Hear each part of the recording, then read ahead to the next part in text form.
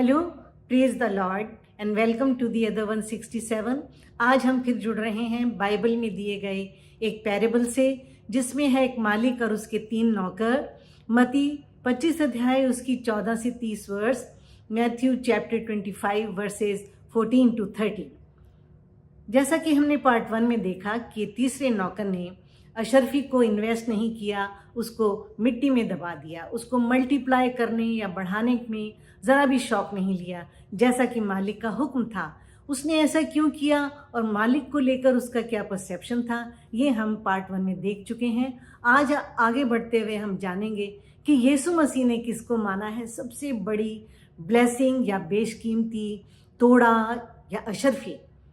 मालिक को तीसरे नौकर की सुस्ती या नालायकी, कैजुअल एटीट्यूड और यहाँ तक कि उसी पर इल्ज़ाम देने पर गुस्सा आया और उसने एक फैसला सुनाया।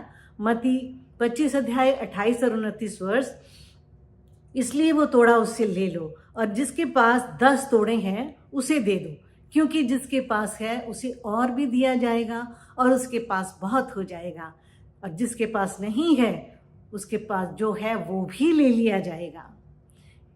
ये कैसा न्याय है कि जिसके पास है उसे ही दिया जाएगा? यीशु मसीह ने ऐसे शब्द क्यों कहे और क्या है वो चीज़ जो बहुतायत से दी जाएगी?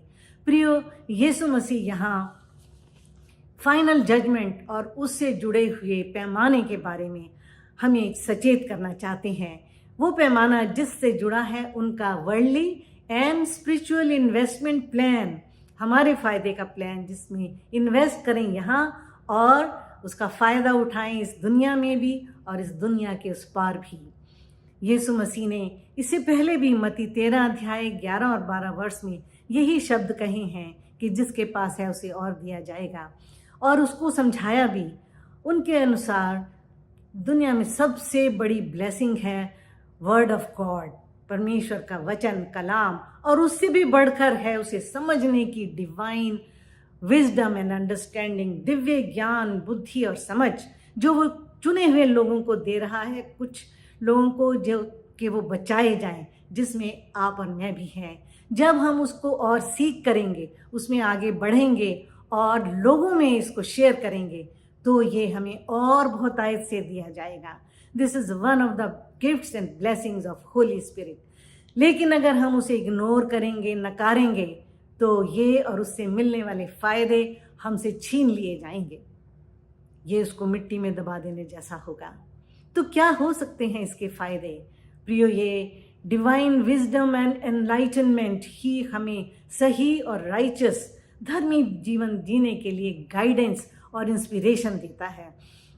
जब हम ये गाइडेंस और इसके साथ जुड़े हुए Joy, love, kindness and forgiveness लोगों में बांटते हैं, उन्हें दया और उनको क्षमा, माफ़ी देते हैं, प्यार उनमें बांटते हैं, तो हम करते हैं वो इन्वेस्टमेंट जिसका हमें इनाम मिलेगा। आपने गौर किया होगा कि ये सब रूहानी अशरफियाँ हैं जिनको यीशु मसीह चाहते हैं कि हमारी फर्स्ट प्रायोरिटी हो, इनको बटोरना और इनको बांटना, जो हमें दुनिया में हमें रोशनी देती हैं, हमारा मार्गदर्शन करती हैं।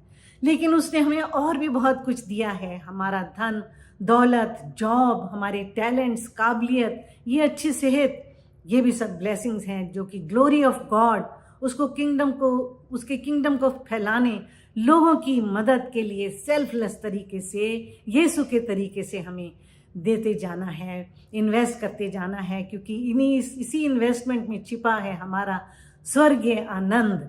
इसको अपने तक रखने का हमें कोई ऑप्शन नहीं है, हमें मल्टीप्लाई ही करना है।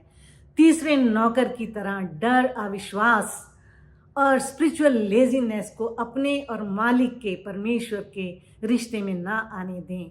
कहीं ऐसा ना हो कि वो इनहेरिटेंस और वो इनाम हमसे छीन लिया जाए। मालिक ने तीसरे नौकर को सज़ा सुनाई।